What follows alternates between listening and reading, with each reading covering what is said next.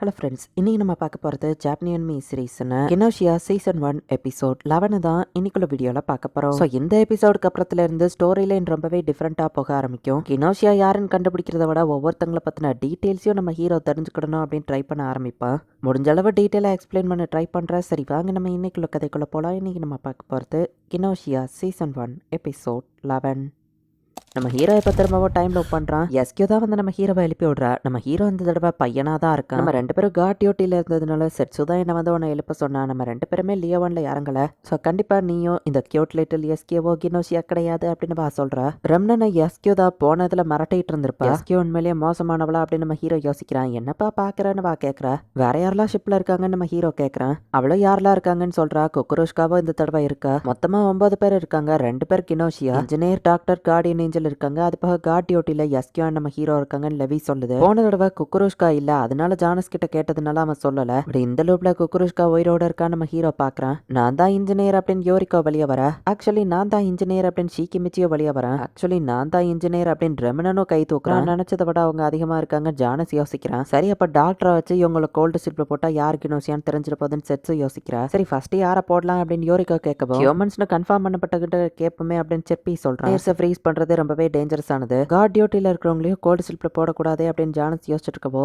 போன தடவை இது ரொம்ப டஃபா இருக்கே நம்ம ஹீரோ யோசிக்கிறான். இந்த தடவை குக்குரோஸ்காவை கோல்டு ஸ்லீப்ல போட்டுருந்தாங்க. ஃப்ரீஸ் ஆனாலும் அவ பியூட்டி மாறாதுன்னு ஜானஸ் பாக்குறான். குக்குரோஸ்காவை கோல்டு ஸ்லீப்ல போட்டாச்சு. இப்ப ஜானஸ் கிட்ட அவளை பத்தி கேட்க முடியாதுன்னு நம்ம ஹீரோ யோசிக்கிறான். யோரிக்கோ கண்டிப்பா எதையோ மறைக்கிறா. குக்குரோஸ்கா என்னன்னே தெரியல. ரம்னன் எப்போ பயந்துட்டு இருக்கான். முதல்ல நான் நிறைய விஷயங்களை கண்டுபிடிக்கணும் அப்படின்னு நம்ம ஹீரோ யோசிச்சா எஸ்கியூ அங்க வந்து சில்வர் கீயை பாத்துருந்தா நடக்க போது நீ ரூமுக்கு போலியா நம்ம ஹீரோ கேட்கறான். பெருமை ஹியூமன்ஸ் நம்ம ஒரு சோல் மேட்ஸ் பா. சோ எந்த பிரச்சனையும் இல்ல அப்படின்னு நம்ம ஹீரோ கூடவே இருக்கா. நீ அமைதியா இருக்கிறத பார்த்தா நான் உனக்கு சோல்மேட்டா இருக்க தகுதி இல்லையோன்னு எஸ்கியூ கேட்கவா. அப்பெல்லாம் இல்ல நம்ம ஹீரோ வந்துட்டு வெக்கப்படுறான். இப்ப நம்ம ஹீரோ அவகிட்ட க்ளோஸா நெருங்கவா. காமெடி தான் பண்ண, நீ இப்படி போல்டா நெருங்கன்னு எதிர்பார்க்கலன்னு எஸ்கியூ அங்க இருந்து கிளம்பவும் நான் ஒரு முட்டாள் தேவையில்லாத வேலையை பார்த்துட்டேன் அப்படின்னு நம்ம ஹீரோ வெக்கப்பட்டு இருக்கான். எஸ்கியூட போய் சாரி கேட்டுடலாம் அப்படின்னு நம்ம ஹீரோ கிளம்புறான். திருப்பி எஸ்கியூ பாத்தியான்னு கேட்டா அவ குளிக்க போயிருந்தான்னு சொல்லவும் சரி நம்ம ஹீரோவை பாத்ரூம்க்கு வந்து பாக்குறான். எஸ்கியூ நான் சொல்ல வந்தது நீ தப்பா புரிஞ்சுக்கிட்ட நம்ம ஹீரோ கண்ண மூடிட்டு இருந்தா. ஷேக்கிமிச்சி தான் அங்க வந்திருக்கான். கியூட் லிட்டில் எஸ்கியூவை பார்க்க வந்திருக்கியா அப்படின்னு கேட்கறா. நான் சொல்ல வந்த விஷயத்த நீ வியர்டா புரிஞ்சுக்கிட்ட, சாரி அப்படின்னு நம்ம ஹீரோ சொல்றான். யாரு கினோஷியாவா இருக்கும் நீ நினைக்கிறேன்னு எஸ்கியூ கேட்கவும் எனக்கு தெரியல நீ என்ன நினைக்கிற நம்ம ஹீரோ கேட்டா. எனக்கு ஷீக்கிமிச்சி மேல சந்தேகமா இருக்குன்னு எஸ்கியூ சொல்றா. ஏன்னா ரமணனுக்கு அவ்வளவு தைரியமா பொய் சொல்ல தெரியாதுன்னு எஸ்கியூ சொல்லவும் எஸ்கியூ போன லோப்ல அவனை தெரிஞ்ச மாதிரி தான் மிரட்டிட்டு இருந்திருப்பா. ரமணன் தான் உன்னோட டேடியா அப்படின்னு நம்ம ஹீரோவாட்ட கேட்கவும் என்னது டேடியா அப்படின்னு கேட்டா. இல்ல ஒண்ணும் இல்ல அப்படின்னு நம்ம ஹீரோ டாபிக் மாத்த பார்த்தா. ஹே யோரி நீ என்கிட்ட இருந்து ஏதோ மறைக்கிறல்ல, சரி என்கிட்ட சொல்ல வர போலன்னா விட்டுரு, மேபி நாளைக்கு யாருனாலும் இறந்து போயிருக்கலாம் அப்படின்னு எஸ்கியூ சொல்லவோ சரி நம்ம ஹீரோவா அவகிட்ட சில்வர் கீயை பத்தி எக்ஸ்பிளைன் பண்றான். நிறைய லோப் பண்ணி நிறைய நாலேஜ் கத்துக்கிறியான்னு கேட்கவும் ஆமா அப்படின்னு நம்ம ஹீரோ சொல்லவும் சோ அதனாலதான் நான் ஏன் ரமணனை மீட் பண்ணன்னு பார்க்க வந்தல்லன்னு கேட்கவும் ஆமா நம்ம ஹீரோ சொல்றான். நான் ஜோக் பண்ணதை கூட நீ சீரியஸா எடுத்திருப்ப, அதுல உன் தப்ப எதுவும் இல்ல. சரி இந்த கியூட் லிட்டில் எஸ்கியூ உனக்கு சில இன்ஃபர்மேஷன்ஸை கொடுக்குறேன். என்ன யோரி ரொம்ப ஹாப்பியான மாதிரி தெரியுது. சரி ஓகே இதுதான் உன்னோட ஃபர்ஸ்ட் குவிஸ்.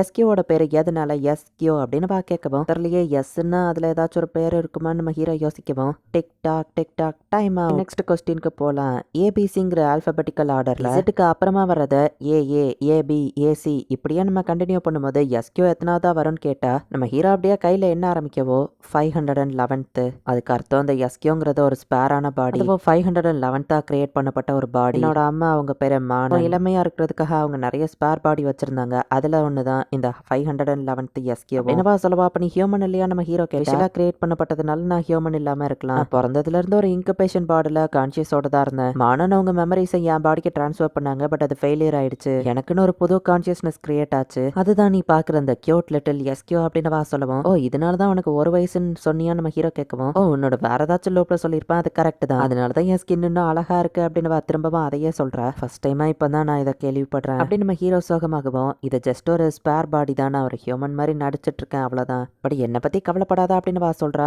இப்போ வார் பண்றதுக்கு டைம் வந்துடுச்சு. சில்வர் கீயை காமின்னு கேட்டா அது ஃபில் ஆயிருக்கு. என்ன மாதிரி ஒருத்தியால கூட உனக்கு பிரயோஜனமா இருந்ததுன்னு நினைச்சு சந்தோஷமா இருக்கு. நீ போற சில லோப்ல மானனோட டிரான்ஸ்ஃபர் சக்சஸ்ஃபுல்லா இருக்கலாம். சோ அது இந்த எஸ்கியூவா இருக்க மாட்டேன் மானனா இருக்கும். அதனாலதான் ரமணன் பயந்திருப்பான். மானனோட மெமரிஸ் எனக்கு இன்னும் லைட்டா இருக்கு. அவ எவ்வளவு மோசமானவா, ஒருத்தனை எப்படி பெட் மாதிரி யூஸ் பண்ணுவா. பெட்ஸ்ல ரமணனும் ஒருத்தன். இதெல்லாம் எனக்கு ஞாபகம் இருக்குன்னு சொல்லிட்டு எஸ்கியூ கிளம்புறா.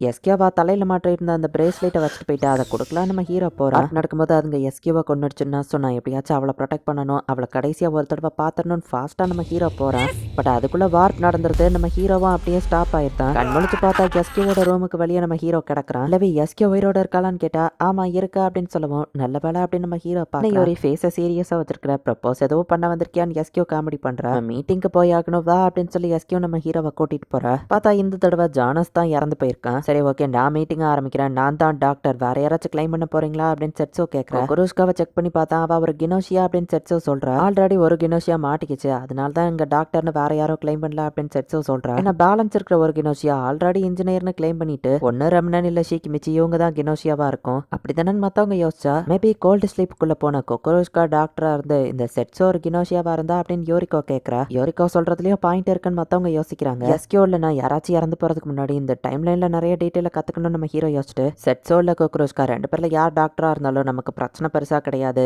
லெவி நேத்துக்குள்ள ஓட்ட காமி அப்படின்னு நம்ம ஹீரோ சொல்றான். கொக்கரோஷ்காக்கு 3 பேர் ஓட் பண்ணிருக்காங்க.